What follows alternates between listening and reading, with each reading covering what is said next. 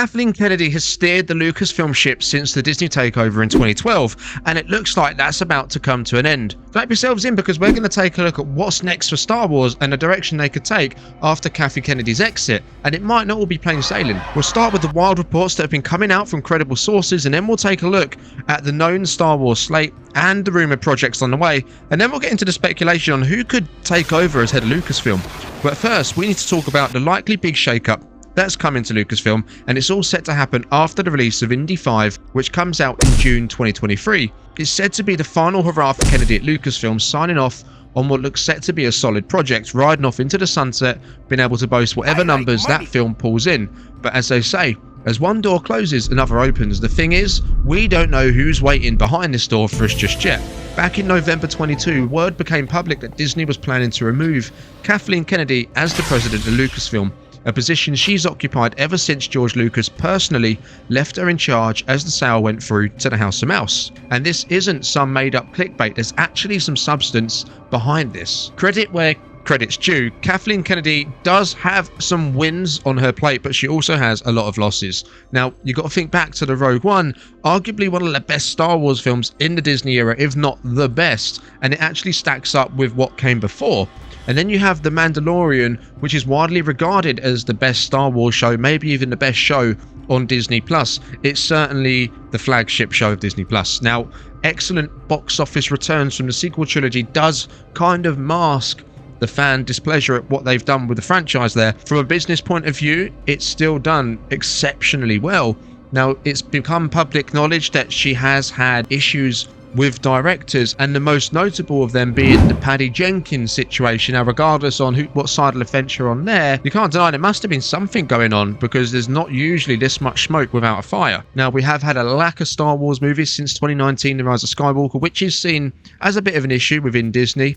They had poor box office returns from Solo, and as I mentioned, the fan backlash from the sequels, and to be fair, some of the Disney Plus shows, for example, the quality of Obi-Wan Kenobi, a lot of people think that could have been handled much better for that type of show. Now, it's been a mixed bag overall, some W's, some L's. Something that came out recently, and it's actually come originally on a John Campea show on one of his streams. I'll read what he says. He says, "This is what I've heard. I've heard that the decision to remove Kathy Kennedy has already been made, and that she will be gone either sometime before or very, very, very shortly thereafter the release of Indiana Jones 5. Now, I want to be very, very clear here. I cannot independently say to you and confirm to you that this is a fact.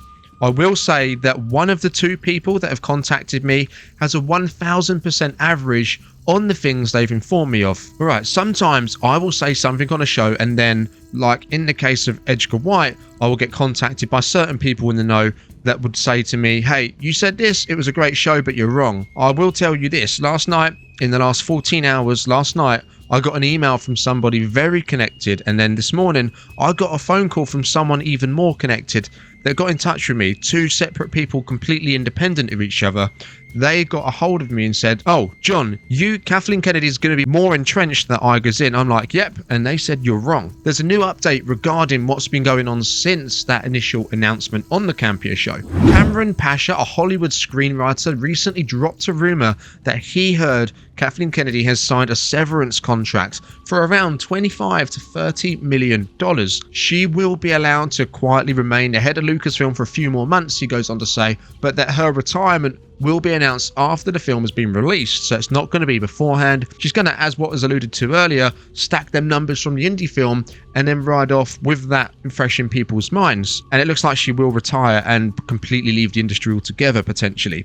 Now, this is estimated could be as early as 2023. Now, it's estimated this could be as early as July 2023. Now, what I think it's hard from a Star Wars perspective. I think it's hard to find a fandom that's as divided as the Star Wars fandom is at the moment. Now, it doesn't need to be this way because it wasn't always like this. Obviously, something is wrong for it to be this way. Regardless, if you like the films or TV shows or not, you have to admit something isn't right and something needs to be done. There are literally people out there that are rooting for something they love, not because they don't love it, but because they don't like the direction it's heading in, and they see that as the only way out, to fail. Now, in regards to, something's got to change, is it Kathleen Kennedy? Is she the one that needs needs to change in order for something to really happen and for things to start getting back on the right path. I will personally stop short on saying it's the right decision just yet until we know who's replacing her and until they've shown that they can do better than what she's done. Because as I mentioned earlier, she's done some things that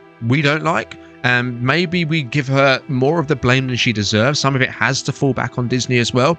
But she's also done some positive projects. She's done Rogue One, she's done The Mandalorian. Shows that people, the majority of the fans, really take to and really love. As with any changes, we could be jumping out of the fire and into the furnace. Now, the grass isn't always greener on the other side, although I do have a fun theory which would be amazing, and I'll share that in a moment. That being said, person they bring in, it could effectively be a Kathleen Kennedy replacement, someone who has a great standing in the industry, an excellent resume, but maybe just doesn't understand Star Wars in the way that the majority of the fans do. But I'll go back to what I said earlier. I think Kathleen Kennedy does take more of the blame than she really deserves. Now Disney should also be held accountable for some of these projects, because Disney pushed tight deadlines for films like the sequels, as they wanted to make their investment back, the money they spent on Lucasfilm, which I think was like $4 billion or something like that. They wanted to make it back as soon as possible. Now, Lucasfilm originally with The Force Awakens, for example, wanted 3 years to make that film, and Disney said, nope, you can have 2 years. So it just gives you an idea. Maybe Lucasfilm, maybe Kathleen Kennedy understood that to make a Star Wars movie takes a bit of time.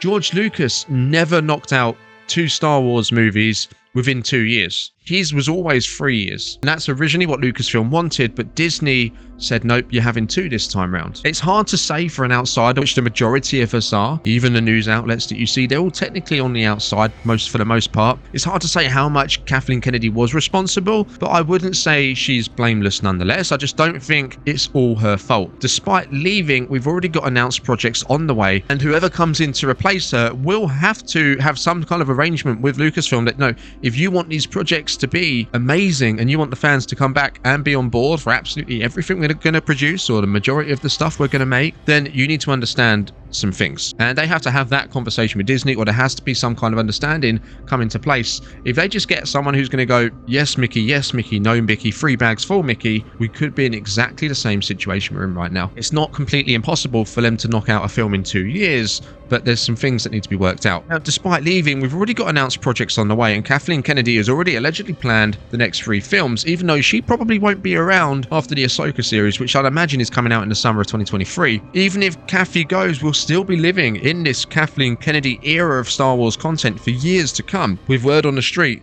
that she set up the next 3 movies, commencing with Damon Lindelof's in 2025, which, in case you didn't know, is set to feature sequel trilogy characters, and it's going to be post Episode 9, The Rise of Skywalker. Now, to feature these characters and the ages they're at now, I can imagine it can't be much of a time jump from The Rise of Skywalker, maybe 10 years at most. And that is going to consume our next 3 films. So that's going to be 2025, 2027, 2029. We've got The Acolyte in 2024. That's already filming at the moment. Andor Season 2 has already been given the green light to come out in 2024. And it's likely we're going to get Mando Season 4 that year as well. So these are all shows that were all greenlit under the Kennedy era. How good these shows will be going forwards, we'll have to see. Although The Mandalorian, you know, is going to be pretty solid. And Andor Season 2 looks like it's going to be really exciting. It ties into Rogue One. We could start to see the effects of a new leadership change with Disney Plus shows in 2025, and arguably the movies as far ahead as 2031, which is a bit mad to think about. Considering the 3rd Kathleen Kennedy post Episode 9 sequel movie that's allegedly in the pipeline would be released in 2029, that leaves them that standard 2-year gap it looks like they're taking to knock out the next film. So unless whoever is in charge greenlights more movie projects and slots them into the gaps, such as 2026, 2028 and 2030. So regardless if this change happens in the summer of 2023, you might not see that many changes for a few more years. I mean, considering one of the criticisms of Kennedy's leadership was her inability to stick to projects that are announced, if someone new comes in and then cancels all of the announced projects that we're actually getting, or cancels a good chunk of them, that's probably not going to go down well, and it will probably reduce the confidence that the general audience has in Lucasfilm. But then we get onto the question of who could really step up and take over from Kathleen Kennedy. We all thought it was going to be Michelle Redgwan, but she left a few months ago. Will they promote from within, or will they go outside of Lucasfilm to find their next leader? Will it be someone on the outside who's perhaps worked with Star Wars successfully before? Now, in my opinion, there are no clear candidates that I can see inside Lucasfilm leadership, and that includes Dave Filoni. Now, hear me out on this. Although Great and is the person who understands what Star Wars can be going forwards more than anyone else within Lucasfilm, I think, or anyone else we know of, he doesn't have that level of leadership experience, which I think will be required whilst he's yet to really transition to feature films as well. He's mostly in animations, and he's kind of just now dipping his toes into live action in the Disney Plus shows, which would be a big tick on the CV.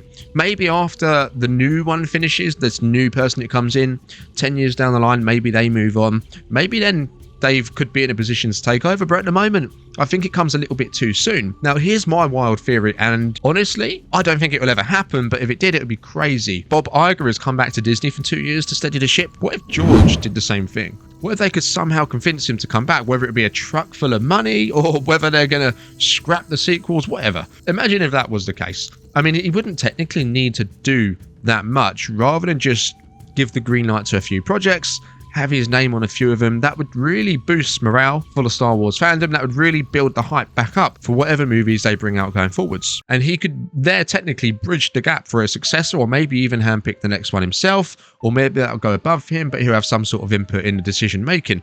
Now, they'd have to throw a load of money at him to even consider coming back. He's probably really, really upset still with what they did with his sequel trilogy concepts. Now, outside of Lucasfilm, I wouldn't look much further than Jon Favreau. Now, he's been extremely successful with creating The Mandalorian and this network of shows that are spinning off from that. And in the MCU, he's done exceptionally well, pretty much launching the foundations with the Iron Man films. And also at the same time, bringing to life a character who's arguably one of the all-time favourite characters in the MCU. So he has a successful track record both inside and outside of Star Wars. I'm interested to know what you think. If you had to say someone, who would you want to be put in charge of Lucasfilm at this stage? Let me know in the comments. Remember to subscribe, leave a like. I'll catch you in the next one, and may the Force be with you.